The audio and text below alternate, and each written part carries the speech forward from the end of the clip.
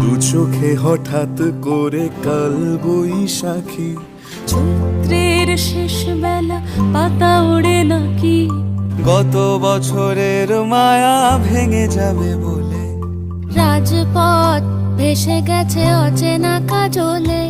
দু চোখে হঠাৎ করে কাল বৈশাখী, চৈত্রের শেষ বেলা পাতা ওড়ে নাকি, গত বছরের মায়া ভেঙে যাবে বলে, রাজপথ ভেসে গেছে অচেনা কাজলে।